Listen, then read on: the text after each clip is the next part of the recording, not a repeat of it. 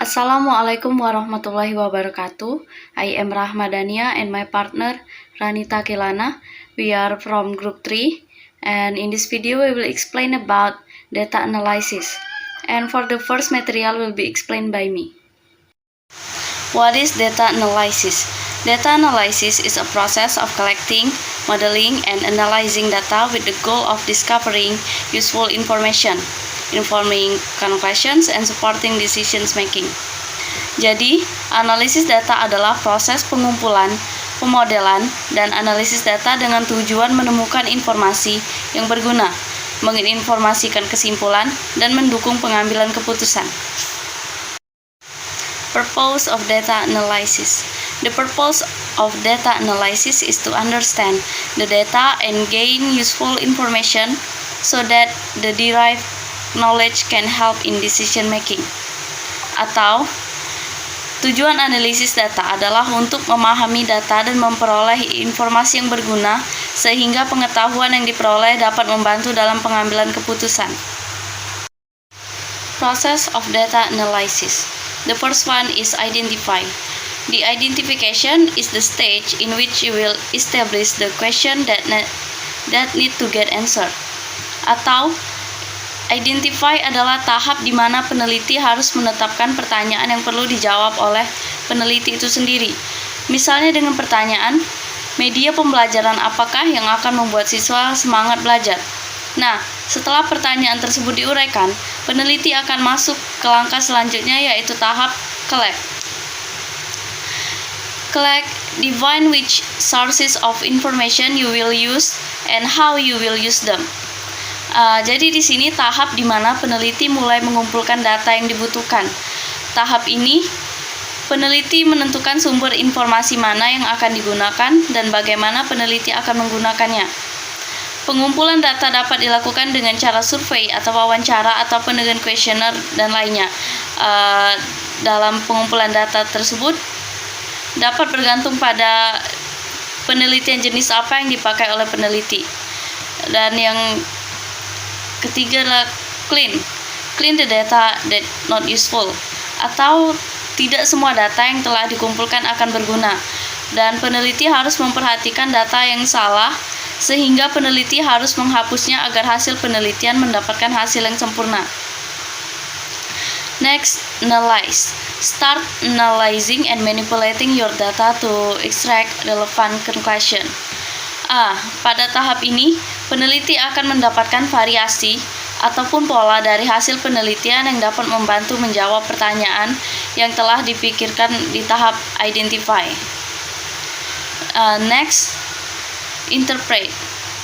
This stage is where researcher comes up with courses of action based on the findings. Jadi di tahap ini adalah tahap di mana peneliti dapat menarik kesimpulan berdasarkan hasil penelitiannya.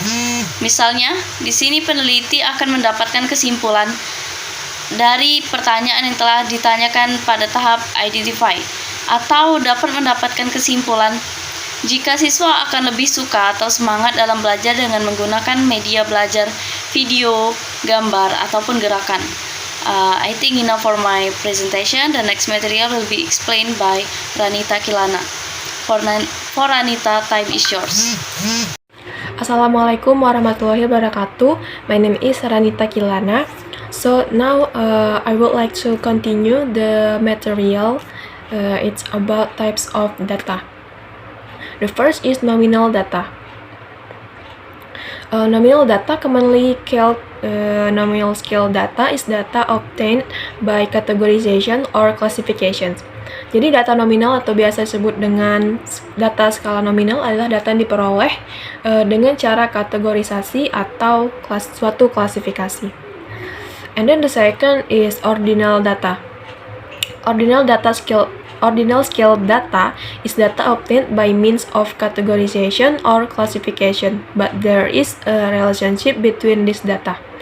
Jadi data ordinal adalah data yang diperoleh dengan cara kategorisasi atau suatu klasifikasi, tapi di antara dua tersebut terdapat suatu hubungan.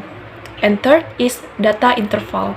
Interval data is data obtained by measuring the distance between the 2 points of the scale is known. Jadi data interval adalah data yang diperoleh dengan cara pengukuran jarak antar dua titik pada skala sudah diketahui. And then the last one is ratio data. Ratio scale data is data obtained by measuring. The distance of 2 points of the scale is known and has a 0 point absolute. Jadi data berskala rasio adalah data yang diperoleh dengan cara pengukuran jarak dua titik pada skala sudah diketahui dan mempunyai titik nol yang absolut. Kemudian data analysis. There are two general categories of data analysis technique, namely quantitative and qualitative data analysis technique. The technique of collecting and processing data between the two is also different. Jadi, qualitative data analysis method. Qualitative data method is a technique based on positivistic understanding that require a lot of data. This method is suitable to be used for research to aim to raise things that contain objectivity. Jadi, jika riset yang ingin dilakukan bertujuan untuk mengangkat hal-hal yang mengandung objektivitas, maka metode kuantitatif inilah yang cocok untuk digunakan. And then qualitative data analysis method. Qualitative data analysis method is a method used when you conduct research that require interpretation as researcher. The research conduct cannot be objective in general because it contain individual understanding. Jadi berbeda dengan kuantitatif, metode kualitatif adalah cara yang digunakan saat Anda melakukan riset yang membutuhkan interpretasi sebagai seorang peneliti. Sehingga sifat penelitian yang dilakukan tidak bisa objektif secara general karena mengandung pemahaman individu masing-masing. And then types of data analysis technique. In accordance with both type of quantitative and qualitative data analysis technique, there are several types of each data assessment technique that you need to know. First is quantitative data analysis technique. This analysis technique require a large number of respondents to answer. The nature of the data is numerical and can be calculated using statistical formula. Jadi teknik yang satu ini membutuhkan jawaban dari beberapa responden dalam jumlah yang besar. Sifat datanya numerik dan bisa dihitung dengan menggunakan rumus-rumus statistika. And then there are two types of data assessment, namely descriptive and inferential. Descriptive data assessment is a technique used to create an overview of the data set without generalizing the research result. The form of data can be presented using graphs, table, bar chart, etc.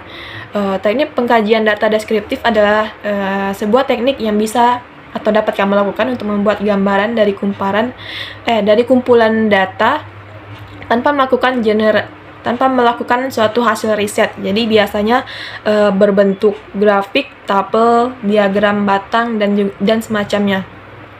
And then inferential data assessment is carried out to generalize the research sample to a populations. Jadi penilaian data inferential dilakukan untuk mengeneralisasi sampel penelitian ke dalam suatu populasi. And then the second is qualitative data analysis technique.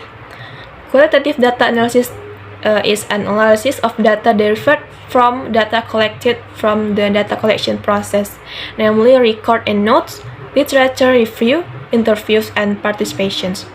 This type is used by researcher if they want to interpret a phenomenon. Analisis data kualitatif berasal dari data-data yang terjaring dari proses pengumpulan data, yaitu rekam dan catat, kemudian seperti wawancara dan juga suatu partisipasi. Dan berbeda dengan tipe sebelumnya, tipe ini digunakan suatu peneliti jika mereka ingin menginterpretasi sebuah fenomena. In qualitative data research, in qualitative data technique, analysis or discuss the concept of a problem and are not accompanied by numerical data atau tidak disertai oleh angka. And then there are three data analysis technique in qualitative research, namely content analysis, discourse analysis, and narrative analysis. Content analysis. Data is usually generated or obtained by observers who record or transcribe into textual material.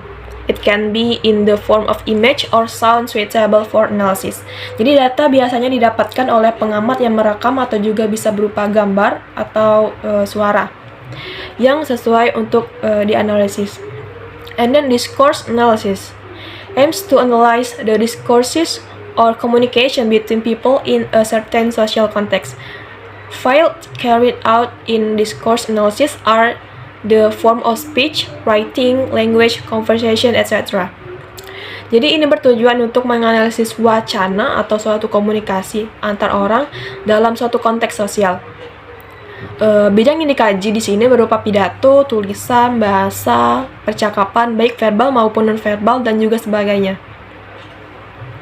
And then the last one is narrative analysis. Aims to analyze or research about a collection of descriptions of an event or phenomenon that occurs, then present it in the form of a narrative or story. Jadi ini bertujuan untuk menganalisis mengenai kumpulan deskripsi atau peristiwa atau fenomena yang sedang terjadi, kemudian menyajikannya dengan bentuk narasi atau bentuk cerita. Okay, I think that's all for our explanations. Thanks for attention. I apologize if we have many mistakes. Wassalamualaikum warahmatullahi wabarakatuh.